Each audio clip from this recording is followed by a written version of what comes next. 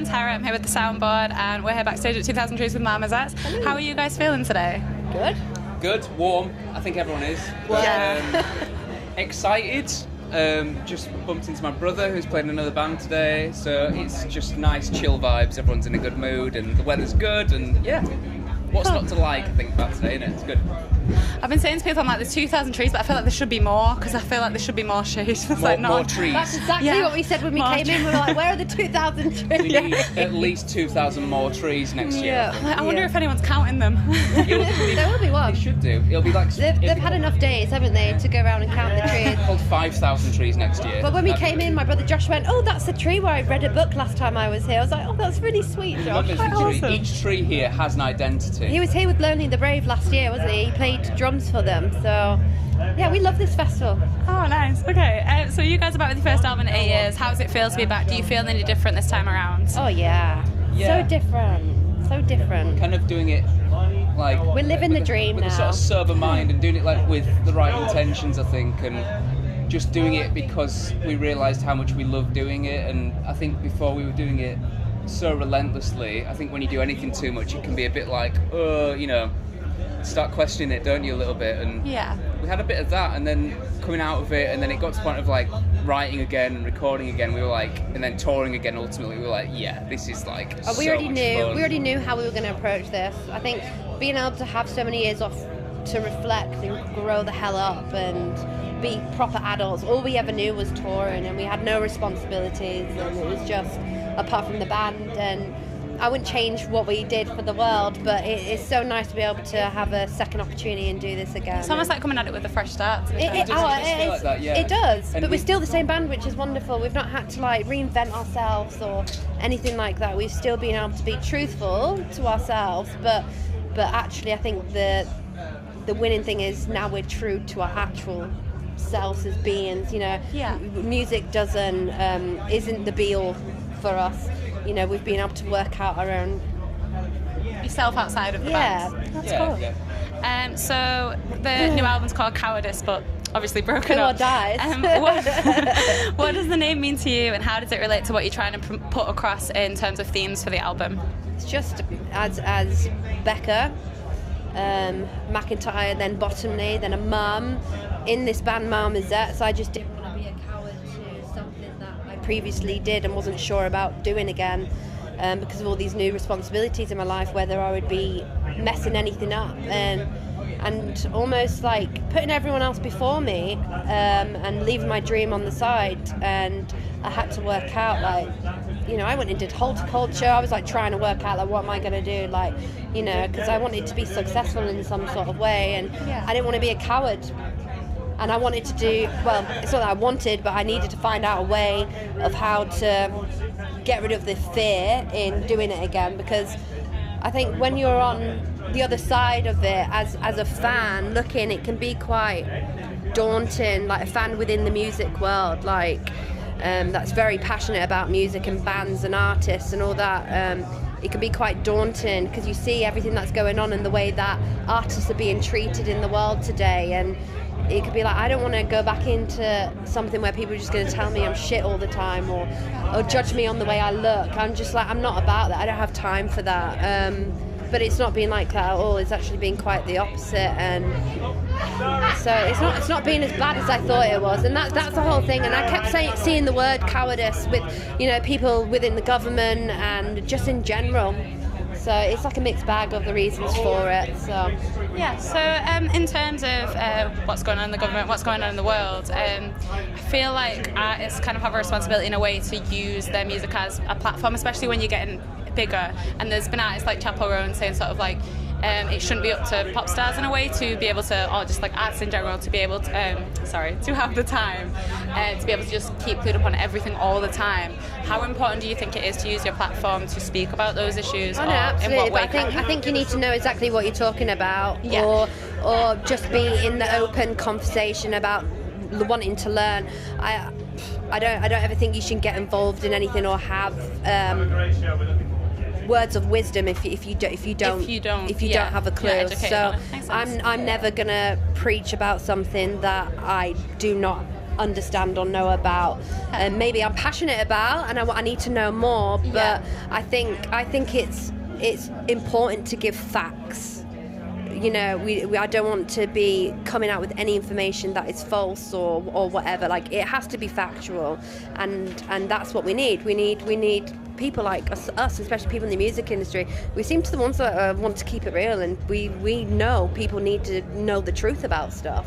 For sure. And we're not getting it as a society from you know, the news that we pick up and read on our phones every day, and what we read on TV or the radio or whatever. So we have to kind of, you know, you really have to deep dive to find the right, correct information today. So yeah, I think that's the thing. I say, if you're going to preach anything, you need to make sure you know what the hell you're on about. Education is really important. I think a lot of sort of injustice when people have sort of skewed views, I think a lot of it as well comes from miseducation and not knowing really other people's side of the story. So that makes a lot of sense.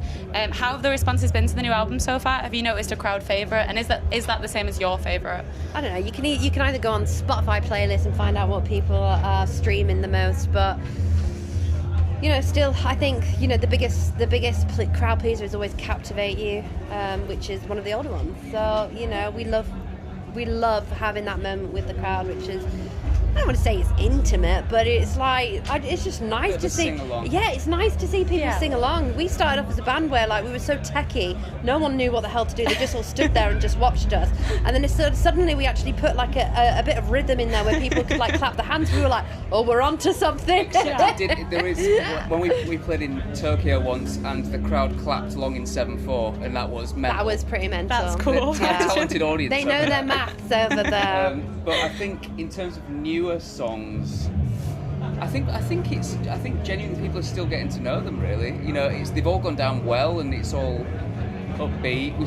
We were trying to do. There's a really slow song called Dandy that we did in like some in-stores, where like they were smaller gigs. It was more appropriate. But then we tried to take that to like a bigger thing, and we were losing people a little bit because it was maybe a bit too chilled for like a chaotic gig. So well, I don't think it's a song that everyone knows. Yeah, there was that as well. But I think it's going to be a slow burner. You know, we're on an indie label, and there's not huge amount of backing, or, you know, we're not on all the posters in the tube station like our album out now or whatever. Do you know what I mean? We've not had that side of, you know, push, which is, so I just think it's going to be a slow burner. And at the end of the day, we've been away for so long, it was for the fans that already existing and for the ones to come. So I don't want it to be, you know, I'm so happy that it wasn't something that's forced down people's throats or whatever, you know, with this new band on a big label, we're going to force our music onto you, like, type thing. I feel like maybe it takes away like a certain element of pressure as well, especially if you were scared to come back. Absolutely.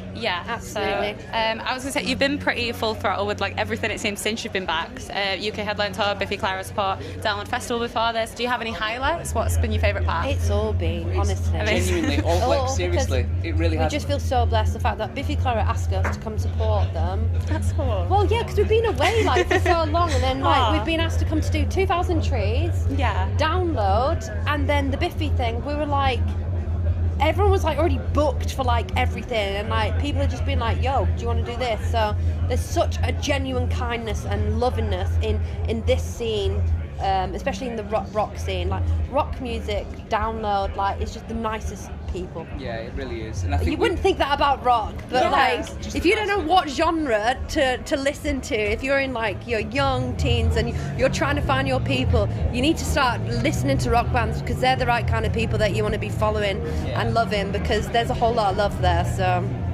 this festival especially, I feel like there's a proper like community vibe around here. So. Super, there is, and I think everyone's pretty like-minded, and there's all that atmosphere, which is great. It's super positive, and yeah, I think for us to feel, we sort of feel like accepted, like our return has been accepted by people, which was the big thing for us, because, you know, it's been... Acceptance is huge. Yeah, and it's been such a long time in between. You obviously can say not you don't care, but it's huge. It is. And it's been a big gap, so we were sort of worried that maybe people just wouldn't care. You know, we thought, oh, maybe people aren't just going to care, but, you know, we're going to try and see what happens, and it's been so much... been way beyond what we expected. Yeah, so. and with people reaching out, it shows that they're a genuine fan of your music as well, so that must be great. Do you have any fun stories whilst you've been touring again? Anything Fun stories while touring. Well, we've sort of found enjoyment in simplicity. Yeah. In terms of like Becca being pregnant and then finishing a gig, and then me and Becca having the excuse of being able to dart off to the hotel almost immediately afterwards. So nice. And get a good night's sleep. I know it sounds ridiculous, but we didn't. We've just had like hilarious. Like we have not laughed as much as we've laughed in like forever. Just like being in the van together.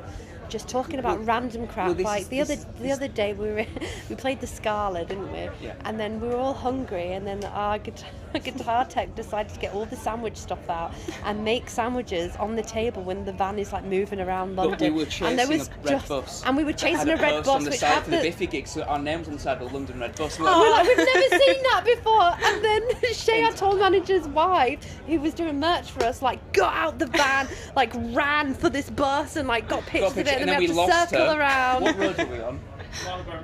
So it's the busy road and you can't do a U-E on there. Outside King's Cross, it's like nuts. driving further and further away and then trying to find You can't even pull over because there's cameras, isn't there, everywhere? He was trying to make a sandwich. I think was the just other thing that's mental. been so special for us, he is standing there, but we've been able to, we've got the same tour manager we had from before as well, so being able to spend a lot of amount of time with that same, you know what I mean, with the same people again has been so amazing. And the fact that people wanted to work with us again is saying something Yeah, that's the as well. other thing. We were a bit mental back in the But day. having like the old team back as well has been a big part of it. And Love newbies. it all. So- And bringing along some new people that have been Aid equally has as just amazing, been just slotted in. hilarious. We've got a guitar tech who used to be an actor. Cool. And he was in an amazing band with Shay as well. What was your band called again? Audio Porn. Yeah. And we checked them out on YouTube, and they're actually generally incredible.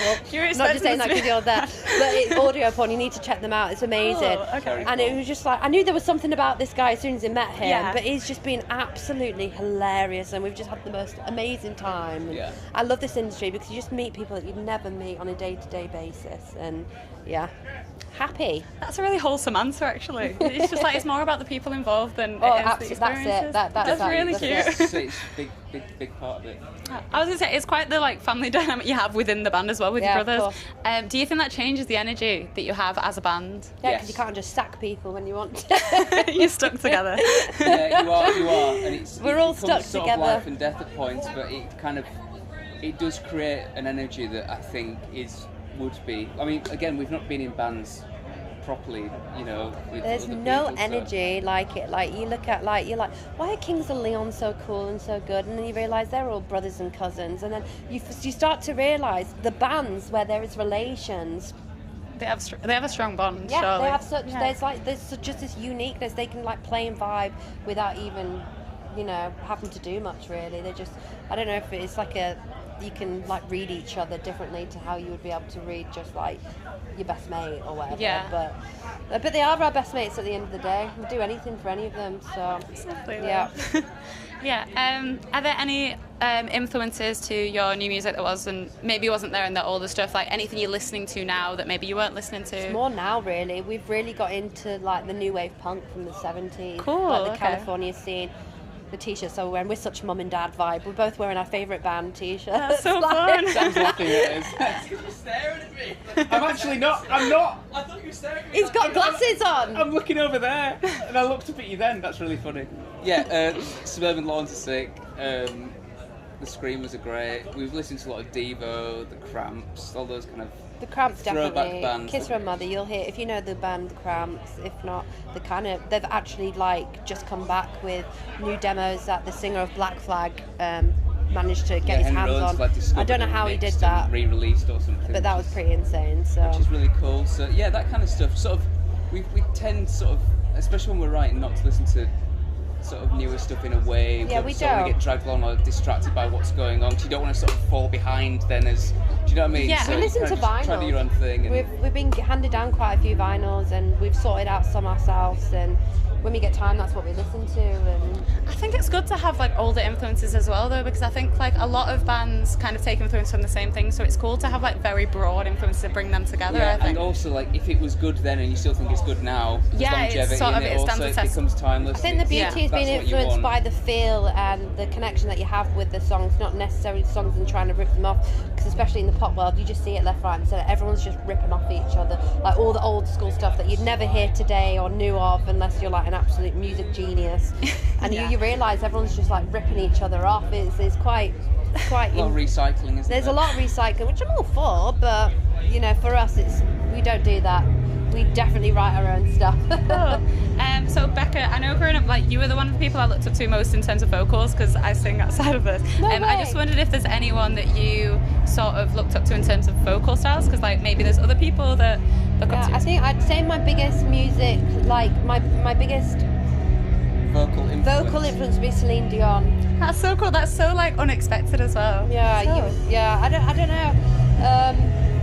I guess. Just something to you, don't she? Yeah, she just does something to me. It's just her voice. I just think it's out of this world. Like, she's an absolute diva as a person, but I don't know. I don't know what it is. Yeah. No, I think you have to be a Celine Dion fan to know what it is. Okay. Some people can't stand her. So. If you could choose any band on this lineup that aren't yourselves, if you were to join another band, who would it be? I Today. would say. Or over the whole weekend, the lineup? I'm gonna go. Can I answer that one?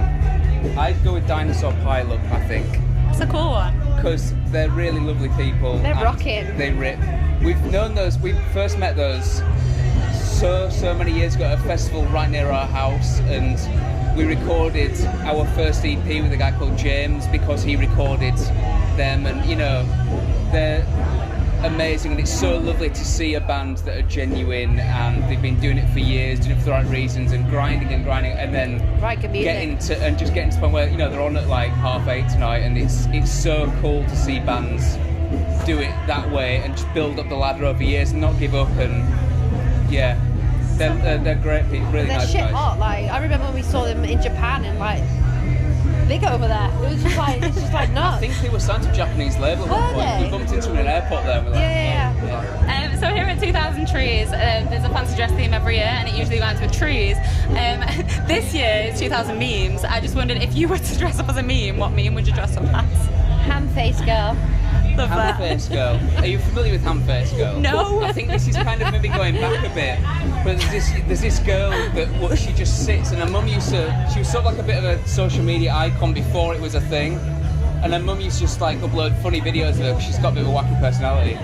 And she'd just sit like this, and she's got a piece of ham on her face, and she's cut out her eyes and her mouth, and she just says, turns to the "I'm camera and Ham-Face I'm Girl." ham face girl. I love how you were so sure of it as well. You were like ham-face That girl. is the one. just like- She's like 8 years old or 7 years old, like same age as our daughter. and it's Just like she's just living her life, just eating a ham, like just chilling on the sofa. I'm like, that's my kind of girl. The last question is, we've been asking everyone this, and we've been calling it a segment. It's just a pun, but we've been calling it a segment called Fun with Fans. And we were saying there were a lot of fans about at this festival, whether that be of the bands or whether that be to cool yourself down. What are you a fan of outside of music?